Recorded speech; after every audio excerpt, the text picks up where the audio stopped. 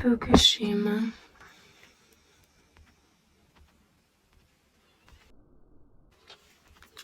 Learning targets. I can define the cause of the Fukushima disaster. I can define the effects of the Fukushima disaster. I can define how the Fukushima disaster started, and I can describe how people in Japan accompanied this fault.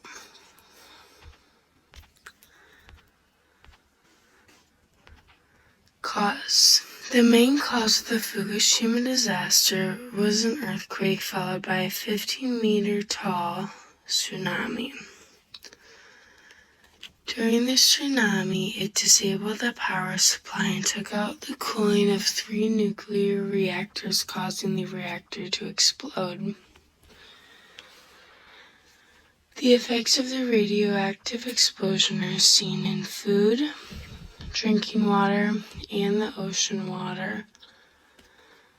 150,000 people plus were forced to evacuate their exposed homes and leave everything they know behind. The beginning of the explosion was caused by the water cooling failing and the generator failing as well. The explosion affected a 20-kilometer radius or 12 miles. Also, their radioactivity levels were high for the first 3 to 6 days. This explosion created a huge change in Japan.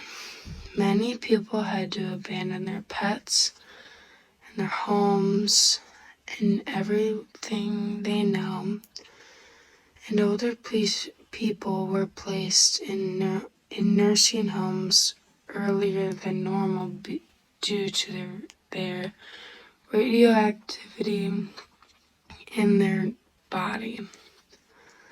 The plant was also shut down due to the expense of fixing it, and it was unsafe to walk near.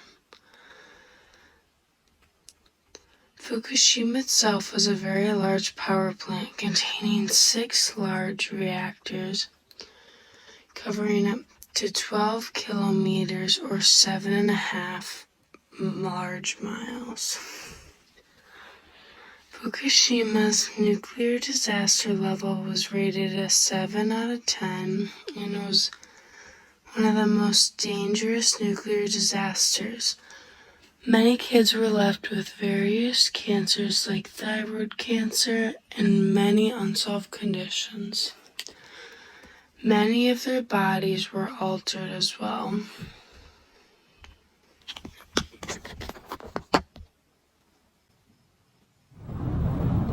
This is where nuclear power is made.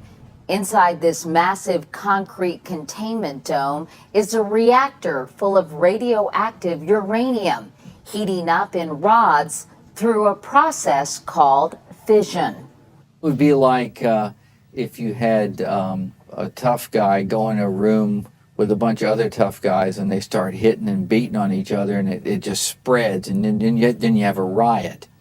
The thing that keeps the riot from leaving the rods is water, which circulates, heats up, and produces steam to power a turbine, making energy. As soon as the earthquake tremors began, Japanese energy officials shut down 11 reactors by interrupting the fission process. If you go to your stove and you want to turn your stove off, you turn the knob, you turn off the stove. The way you turn off a nuclear reactor is somebody turns a knob and they put control rods next to the uranium rods. Water must continue to flow around the rods to cool them down. At 3 reactors, though, power failures kept that from happening. Okay, your backup system should have kicked in. They have all these generators. Didn't happen. or apparently they failed, and so they had to start putting seawater in. That's like the Hail Mary, where you're just really desperate now. Even with the 2 Fukushima explosions so far, this is nothing like Chernobyl, where in 1986, the control rods malfunctioned and the fuel rods melted down. A subsequent explosion catapulted tons of radioactive material into the atmosphere. 100 times as much radioactivity as Hiroshima and Nagasaki atomic bombs combined went up into the air at Chernobyl. 25 years later, a dead zone with a 16-mile radius still surrounds Chernobyl, and at least 11,000 children have developed thyroid cancer. Unlike Chernobyl, the explosions at Fukushima have come from the containment dome, not the radioactive core. The containment vessel only had a little bit of radioactivity in it. Nothing next to what you would get, or you would have to get in order to get sick.